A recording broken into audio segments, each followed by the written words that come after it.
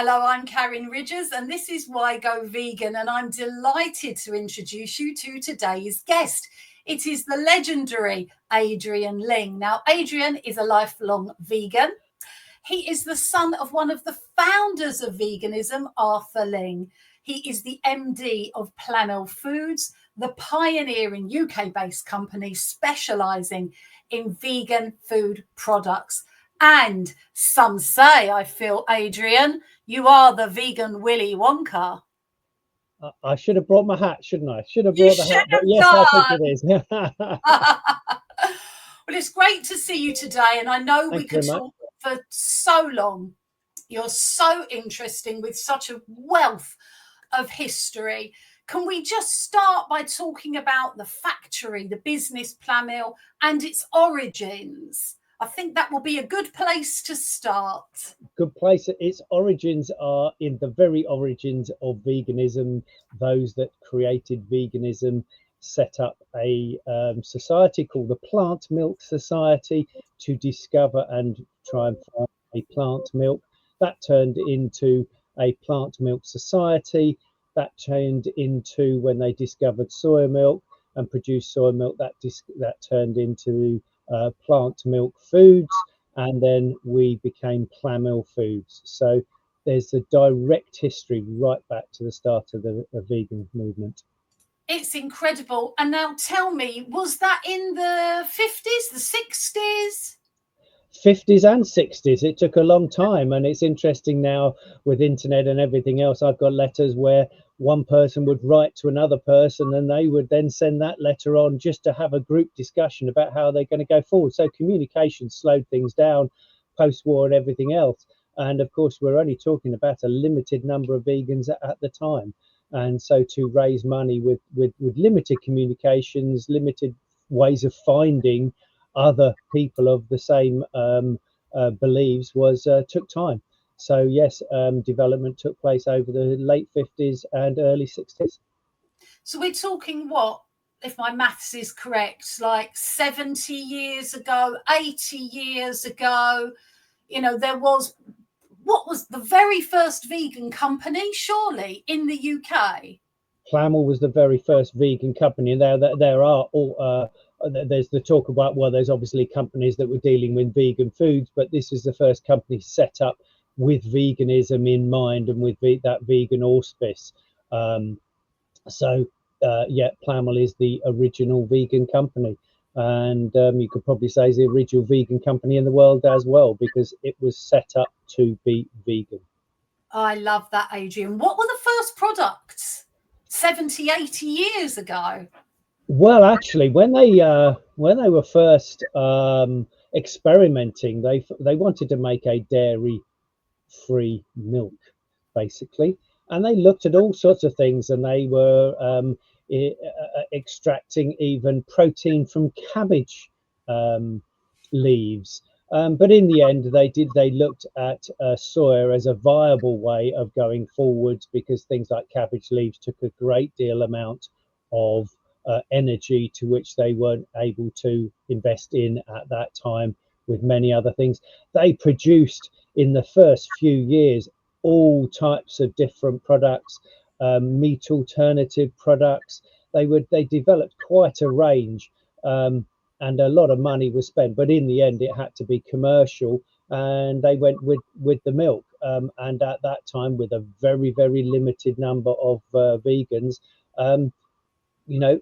actual turnover and profit and investment was very difficult, and that's why it took a long time to even start coming out with later products, which was then a rice pudding. A rice pudding, I love that. So dairy-free Rice pudding. milks, and then that must have been, you know, the sort of the dessert of the day, and they wanted to create a vegan version of it, rice pudding. And we have to remember these were in cans as well. Canning was the only form of producing something and making it last. Although some of the very early pictures and discussions were on, and they did distribute, and they made soy milk and put it in cartons and sold to friends in the London area, I believe. So and how that did was. people find the products? Like, when they tried them, I mean, how did they find them? Did they think this is unusual, this is good, it's a different kind of product? Or was it, oh my gosh, this is so weird and different? Well, I think this is a common perception of the early vegan foods, and that vegan foods always didn't taste as nice or whatever. But when you're a vegan, you were really looking for anything, and taste was a factor. But of course, it was driven by the ethics and the wanting to avoid animal products, and so some of the products that were made, the milks or whatever, we now might have gone, oh, that's not very nice. But it was common, and I do remember as a child hearing that taste buds become used to certain tastes, and within a quick period of time, these products became quite widely acceptable within the vegan movement. Oh, Adrian, I'm asking for the Why Go Vegan viewers, people about their vegan journey. But you haven't got one vegan, a lifelong, you are a lifelong vegan. You haven't got that journey. So what was it like for you in the 60s, the 70s, growing up as vegan? Well, one of my early memories is going to school, really. I think probably all the people have this memory, and whilst everybody else was on lunches, I had a lunch box, and probably the contents of it weren't overly exciting at the time. That's probably one of my early sort of memories of veganism. But of course, then when I became a teenager, you tend to choose. So there was a choice made whether to continue to be vegan or not, unlike most people who choose to become vegan. I kind of chose whether to stay vegan, which is quite an interesting sort of concept, really. And I can remember a few questions and why I did it. Do you want to tell us a bit more? Just I between. even at school it was a case of well, you'd eat meat if you were stuck on a ice cap and the only thing to eat was a penguin, and that would be some school people's and I'd think, well, yeah, but I'm not. The supermarket's down the road, the health food store's round the corner. I don't have to. I can make a choice not to, and that's the point. We can all choose. We can make that choice. I love that, Adrian. And I want to know, because your factory is 100% vegan, Yes, no cross contamination. that's How correct. important is that to you, Um, to the consumers? I think there's a couple of aspects about this. Um, Technically, I do not believe necessarily a vegan product has to come from a vegan factory.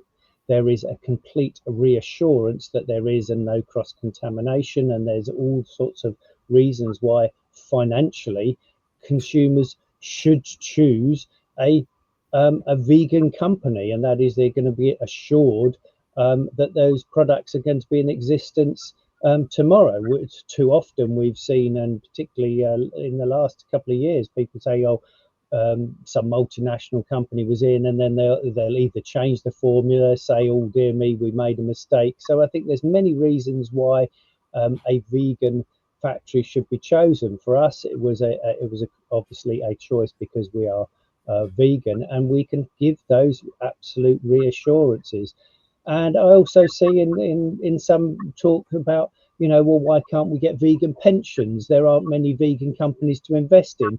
Well, if consumers actually invested in purchasing products from vegan companies, those vegan companies would grow, and that would provide even the sort of the pensions type. So I think there's all sorts of big reasons why you should be choosing a vegan company, and you should be supporting vegans who are trying to run those companies. So it is not just about the product. Veganism is not just about the product. It's about the company it comes from and the ethics it will have. I love that, Adrian. Thank you. And look, we could talk all day. We're going to have to wrap it up shortly. For the Why Go Vegan viewers that are listening and watching, what's that one bit of advice that you would share with them? They're thinking, shall I go vegan?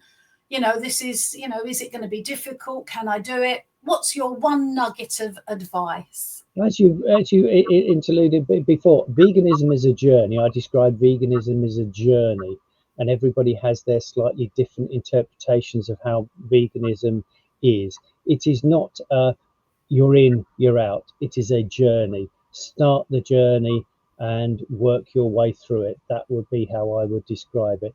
Choose vegan products, because vegan products are or are not vegan. But a vegan will have a journey, and they'll try different ways, and they'll do different things. Go on that vegan journey. Use vegan products. Love that. Thank you, Adrian. The wonderful Adrian Ling, Plamil Foods, pioneers back in the day. And it is just a pleasure to speak to you. And yeah, thank you very for much. joining us on Why Go Vegan. Thank you.